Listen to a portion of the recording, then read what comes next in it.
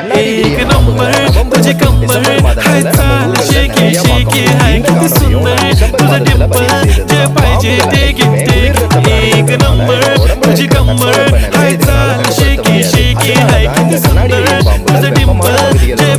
இந்த காணொளியில பாருங்களேன், இதுக்குள்ள ஒரு கண்ணாடி விரியன் பாம்பு இருக்கு. ஆனா முழுக்க முழுக்க இந்த புதருக்குள்ள அந்த மண்ணோட மண்ணா உருமறைப்பாகி இருக்கு. நம்ம சாதாரணமா பார்த்தா பாம்பு எந்த இடத்துல இருக்குன்னே கண்டுபிடிக்க முடியாது. நல்லா உற்று பார்த்தாதான் இந்த புதருக்குள்ள இருக்கிற பாம்பே நம்ம கண்ணுக்கு தெரியும். இதனாலதான் யாருமே இந்த புதர் சூழ்ந்த இடங்களுக்குள்ள போகாதீங்கன்னு சொல்றது. நம்ம தெரியாம இந்த புதர் பக்கம் நடக்கும்போது இந்த பாம்பு மேல மிதிச்சிட்டோம்னா கண்டிப்பா நம்மள கடிச்சிடும். அதனால நம்ம பாதுகாப்பா இருக்கணும்னா இந்த மாதிரி புதர்களுக்குள்ள நடக்காம இருக்கிறது நல்லது. இந்த கண்ணாடி விரியன் பாம்பை நேத்து தான் நான் பார்த்தேன். இந்த பாம்பு படிச்சிருந்த இடத்துல பெருச்சாளியோட குண்டுகள் நிறைய இருந்தது. இந்த பாம்போட தலைக்கு பக்கத்திலேயே ஒரு பெருச்சாளி கொண்டு ஒண்ணு இருந்தது. கண்ணாடி விரியன் பாம்புகள் அனைத்துமே தன்னோட இரையை அதுவா தேடி போய் வேட்டையாடும். ஒரே இடத்துல இந்த மாதிரி படுத்துறது இரைக்காக காத்திருக்கும். இந்த வேட்டையாடும் யுக்திக்கு ஆங்கிலத்துல ஆம்புஷ் மெத்தட்னு பெயர். ஒரே இடத்துல பதுங்கி இரைக்காக காத்திருந்து இரை பக்கமா வரும்போது அதை வேட்டையாடி சாப்பிடும். குறிப்பா கண்ணாடி விரியன் பாம்புகள் அளவுல பெரியதா இருக்கிறதுனால பெருச்சாளிகளை அதிகமா வேட்டையாடி சாப்பிடும். முடிஞ்ச அளவுக்கு இந்த கண்ணாடி விரியன் பாம்புகள் மனிதர்களை கண்டாலே ஓடி ஒளிஞ்சுக்கிறதா பார்க்கும். ஆனா எதனாலயாவது அச்சுறுத்தப்பட்டுட்டா இந்த மாதிரி தன்னோட உடம்ப சுருட்டி தலைய நடுவுல வச்சு படுத்துக்கிறோம். இந்த மாதிரி உடம்ப சுருட்டி தற்காப்பு நிலையில படுத்திருக்கிறப்ப யாராவது கிட்ட போனாங்கன்னா தன்னை பாதுகாத்துக்கிறதுக்காக பயங்கரமா தாவி கடிக்கும். பாம்போட நீளம் ஒரு 4 அடி இருக்குன்னா 4 அடிக்கும் மேல தாவி கடிக்கக்கூடிய தன்மையுடையது. இந்த மாதிரி சுருண்டு படுத்திருக்கிறப்ப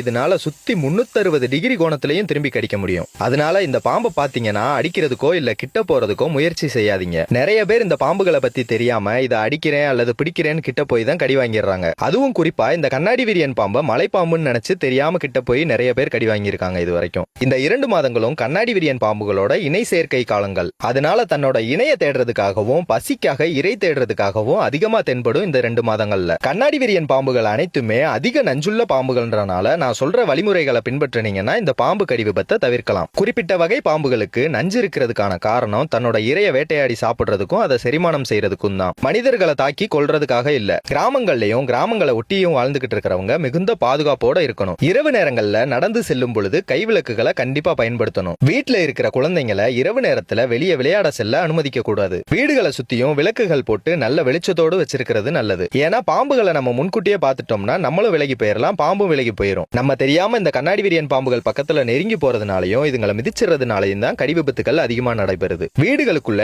எலி மற்றும் பெருச்சாளிகள் வராம பாத்துக்கிட்டாலே இந்த கண்ணாடி விரியன் பாம்புகளை அதிகமா தவிர்க்கலாம். பாம்புகள் பல்லுயிர் சுற்றுச்சூழல்ல பெரிதும் உதவியா இருக்கக்கூடிய உயிரினங்கள். நம்மளோட கவனக்குறைவுனாலையும் விழிப்புணர்வு இல்லாததுனாலையும் தான் பாம்பு கடி விபத்துகள் அதிகமா நடைபெறுது. அதனால பாம்புகளையும் பாதுகாப்போம், நம்மளும் பாதுகாப்பா இருப்போம்.